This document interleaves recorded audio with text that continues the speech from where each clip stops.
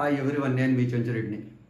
ఫిబ్రవరి 13, 2024 సంవత్సరం భారత ప్రధాని new roof top solar scheme అంటే పిఎం సూర్యఘర్ ముఫ్త్ బిజ్లీ యోజన ఈ పథకాన్ని ప్రారంభించాడు. ఈ పథకం కింద 1 కోటి గృహాలకు ప్రతి నెల 300 యూనిట్ల వరకు ఉచిత విద్యుత్తును అందించాలనేటటువంటిది దీని ఉద్దేశం.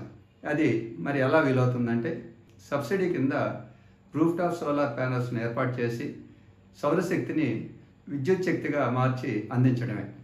ఈ పథకం కింద సోలార్ ప్యానల్స్ను ఏర్పాటు చేస్తే ఇది ఇళ్లకు విద్యుత్తును అందించడమే కాకుండా మిగిలిన విద్యుత్తుని విద్యుత్ సంస్థలకు అమ్ముకోవచ్చు. మరి ఈ పథకం కావాలంటే అర్హతలే ఉండాలి. మొదటిది, ఖచ్చితంగా దరఖాస్తుదారుడు భారతీయుడై ఉండాలి. రెండవది, సోలార్ ప్యానెల్ ఏర్పాటు చేయడానికి అనువైనటువంటి ఇంటి పైకప్పు ఉండాలి. మూడవది, ఇంటికి చెల్లుబాటు అయ్యే విద్యుత్ కనెక్షన్ ఉండాలి. అన్నిటికంటే ముఖ్యమైనది, సోలార్ ప్యానల్స్ ఏర్పాటు చేసుకునే క్రితము ఇటువంటి మరో పథకానికి సబ్సిడీ పొంది ఉండకూడదు అన్నమాట. మరి ఈ వీడియోలో సబ్సిడీ ఎలా ఉంటుంది, ఈ ఎంపానల్ వెండర్స్ ఎవరు, మన ఇంటికి ఎంత కెపాసిటీ సోలార్ రూఫ్ ప్యానల్ని ఏర్పాటు చేసుకోవాలి, డాక్యుమెంట్ ప్రొసీజర్ ఎలా ఉంటుంది, ఆన్లైన్ ద్వారా ఈ రూఫ్ టాప్ సోలార్ పథకానికి ఎలా అప్లై చేసుకోవాలి అనే విషయాన్ని కూడా మనం తెలుసుకుంటాం. మరి ఈ పథకం కింద ప్రయోజనాలు ఏంటి? మొదటిది, మన ఇంటికి ఉచితంగా విద్యుత్తు అందించబడుతుంది. రెండవది, మనకి కావలసిన పెట్టుబడిలో సబ్సిడీ వస్తుంది. మూడవది, మన పెట్టుబడి కోసం బ్యాంకులు లోన్లు ఇస్తాయి. అదేవిధంగా ఉపాధి కూడా కలుగుతుంది. మరి ఈ వీడియోలోకి వెళ్దాం. ఆన్లైన్లో ఈ రూఫ్ టాప్ సోలార్ కోసం మనం ఎలా అప్లై చేసుకోవాలనేది పూర్తిగా ఇప్పుడు మనం చూద్దాం. మొదటగా మన సిస్టంలో బ్రౌజర్ను ఓపెన్ చేసి సెర్చ్ బార్లో pmsuryaghar.gov.in అని టైప్ చేసి ఎంటర్ మీద క్లిక్ చేయండి. ఇప్పుడు ఈ PM Surya Ghar Mufti Bijli Yojana national portal అనేది మనకి ఓపెన్ అవుతుందన్నమాట. ఈ పోర్టల్లో మొత్తం మనకు కావాల్సిన వివరాలన్నీ కూడా అందజేయబడ్డాయి. దీంట్లో ఎడమవైపు చూస్తే క్విక్ లింక్స్ అని 3 ట్యాబ్స్ ఇచ్చున్నాడు. వీటి మీద మనం క్లిక్ చేస్తూ ఒక్కో దాంట్లో మనకి ఏం కావాలో తెలుసుకోవచ్చు. అదేవిధంగా కుడివైపున ఇక్కడ కూడా ఒక 3 ట్యాబ్లు రెడ్ కలర్లో ఇచ్చినాడు. మొదటిది క్యాలిక్యులేటర్, రెండవది డాక్యుమెంట్స్, మూడవది వీడియోస్ అన్నమాట. ఇప్పుడు మొదటగా మనం apply for roof top solar గారికి పోయే ముందు సబ్సిడీ స్ట్రక్చర్ ఎలా ఉంటుంది, తర్వాత ఎంపానల్డ్ వెండర్స్ ఎవరు, తర్వాత మన ఇంటికి ఎన్ని కిలోవాట్స్ ఈ సోలార్ పవర్ కావాలి, డాక్యుమెంట్స్ ప్రొసీజర్ ఎలా ఉంటుంది, ఇవన్నీ కూడా ఇక్కడ మనం చూస్తాం అన్నమాట. ముందు ఈ సబ్సిడీ స్ట్రక్చర్ని మనం చూద్దాం. ఇక్కడ మనకి ఈ స్ట్రక్చర్ ఓపెన్ అయింది. దీంట్లో రెసిడెన్షియల్ హౌస్ హోల్డ్స్కి అయితే 1 కిలోవాట్ నుంచి 2 కిలోవాట్ల వరకు ఒక్కొక్క కిలోవాట్కి 30,000 రూపాయలు సబ్సిడీ ఉంటుందన్నమాట. తర్వాత 3వ కిలోవాట్కి 18,000, అంటే ఒక ఇంటికి 3 కిలోవాట్స్ ప్యానల్స్ పెట్టించుకుంటే మొత్తం 78,000 రూపాయల వరకు మనకి సబ్సిడీ వచ్చేదానికి అవకాశం ఉంది. అదేవిధంగా మనకి మంత్లీ కన్జంప్షన్ ఎంత ఉంది అంటే ఇప్పుడు ఆల్రెడీ మనం పవర్ని నెలకి ఎన్ని యూనిట్లు కాలుస్తున్నాం అనే దాన్ని బట్టి కూడా మన ఇంటికి ఎన్ని కిలోవాట్స్ కావాలని కూడా ఇక్కడ ఒక చిన్న క్యాలిక్యులేషన్ ఇచ్చి ఉన్నారు. అంటే ఒక ఇంటికి 150 యూనిట్ల వరకు కరెంటు నెలకి కాలుతూ ఉంటే ఆ ఇంటికి 1 నుంచి 2 కిలోవాట్స్ ఈ roof top solar plant capacity ఉండేది కావాలన్నమాట. అదేవిధంగా 150 నుంచి 300 యూనిట్స్ మనం కన్జంప్షన్ అంటే ప్రతి నెల కాలుస్తూ ఉంటే ఆ ఇంటికి కావాల్సిన కెపాసిటీ వచ్చి 2 నుంచి 3 కిలోవాట్స్. 300 యూనిట్ల పైన ఉంటే దీని ప్రకారంగా 3 కిలోవాట్స్ లేదా 4 కిలోవాట్స్ మన కన్జంప్షన్ అంటే ఎవ్రీ మంత్ మనం కాల్చేదాన్ని బట్టి ఇక్కడ ఈ roof top solar plant capacity అనేది మనం పెంచుకోవాల్సి ఉంటుంది. అదేవిధంగా ఈ క్రిందగా గమనిస్తే ఈ గ్రూప్ హౌసింగ్ అంటే అపార్ట్మెంట్స్ కానీ రెసిడెన్షియల్ వెల్ఫేర్ వీటికి సబ్సిడీ వివరాలు ఇక్కడ ఇవ్వడం జరిగిందనమాట. సో ఇది మనకు సబ్సిడీ ఈ విధంగా వాళ్ళే ఇక్కడ ప్రకటించేస్తున్నారు. తర్వాత రెండోది సబ్సిడీ స్ట్రక్చర్ తర్వాత ఎంపానల్డ్ వెండర్స్ అంటే మనం దీంట్లో ఆన్లైన్లో అప్లై చేసుకున్న తర్వాత ఎవరు వచ్చి ఇన్స్టాల్ చేస్తారు అనేది ఇక్కడ ఈ వెండర్స్ని ఇచ్చేస్తున్నారు. ఈ వెండర్స్ని ఒకసారి చూద్దాం. ఇక్కడ మనం గమనిస్తే మొత్తం స్టేట్స్ తర్వాత ఈ యూనియన్ టెరిటరీస్లో ఎవరెవరు ఈ వెండర్స్ అనేది ఇక్కడ ఇచ్చున్నారు. మనం ఆంధ్రప్రదేశ్ని కానీ చూస్తే ఇక్కడ ఆంధ్రప్రదేశ్లో ఈస్టర్న్ పవర్ కింద 54 మంది వెండర్స్ ఉన్నారు. సెంట్రల్ పవర్ కింద 4, సదరన్ పవర్ డిస్ట్రిబ్యూషన్ కింద 9 మంది ఉన్నారు.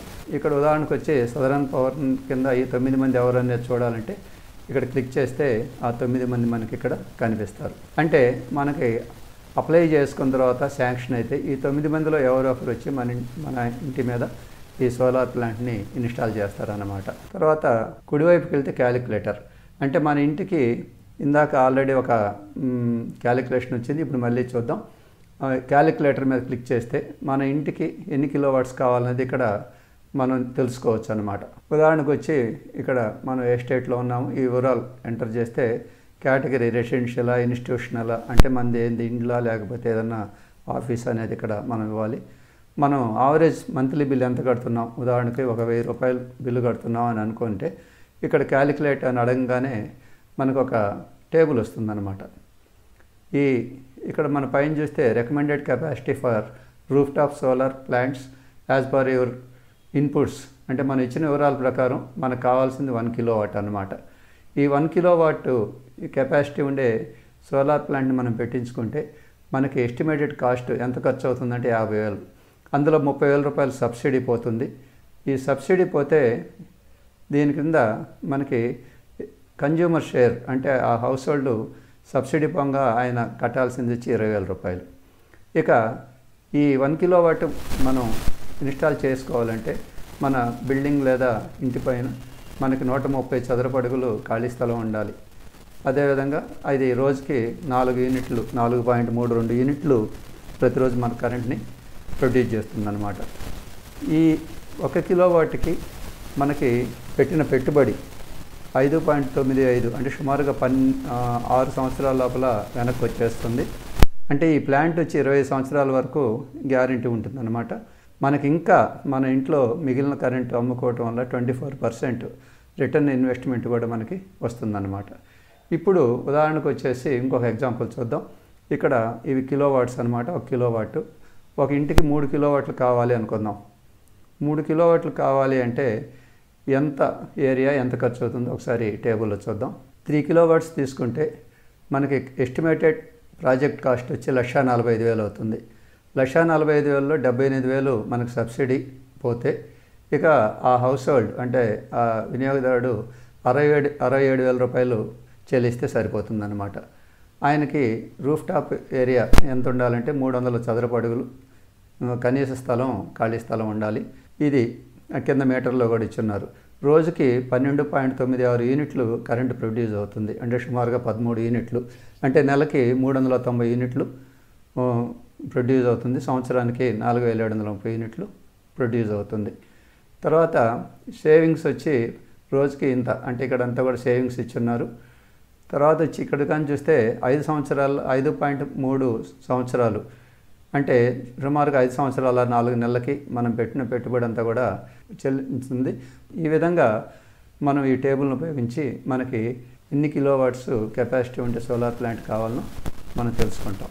తర్వాత వచ్చి డాక్యుమెంట్స్. ఈ డాక్యుమెంట్స్ ఏమున్నాయి ఇక్కడ గమనిస్తే వ్యూ మీద క్లిక్ చేస్తే మనకి ఈ ప్రొసీజర్ అంతా కూడా ఇక్కడ మనకి ఇచ్చున్నారనమాట.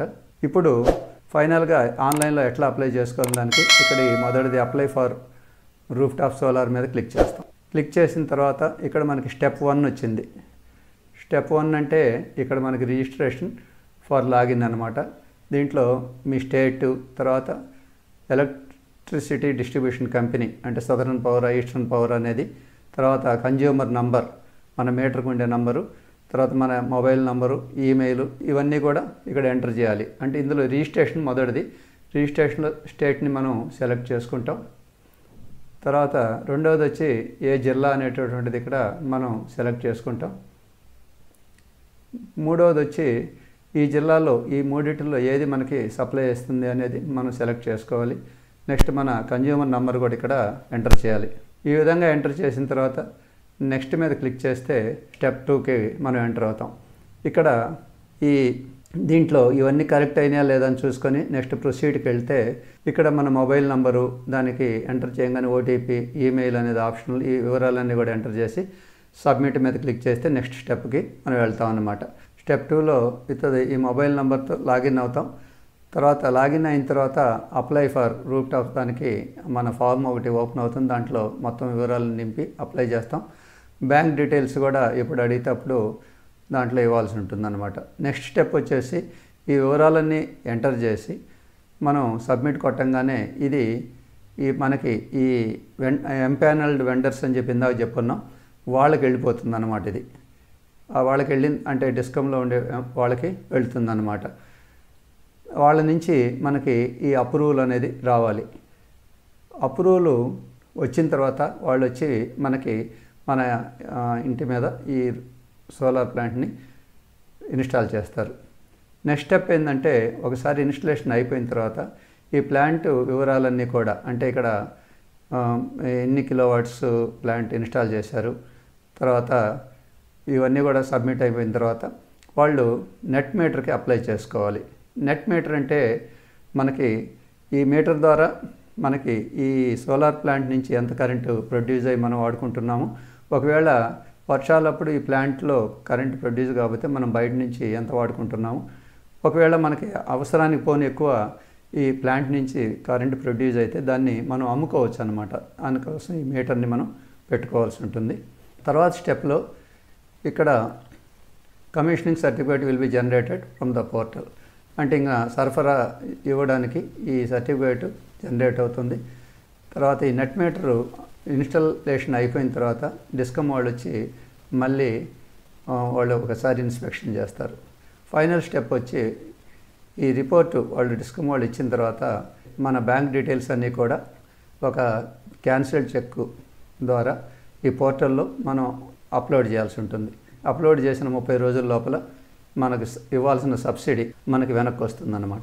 ఈ విధంగా మనం ఈ పోర్టల్లో ఆన్లైన్ ద్వారా ఈ రూఫ్ టాప్ సోలార్ అంటే నా ప్లాంట్ కోసం మనం అప్లై చేసుకోవచ్చు. ఈ వీడియో మీకు నచ్చినట్లయితే లైక్ చేయండి, కామెంట్ చేయండి, షేర్ చేయండి. మరిన్ని వీడియోల కోసం మా ఛానల్ని సబ్స్క్రైబ్ చేయండి.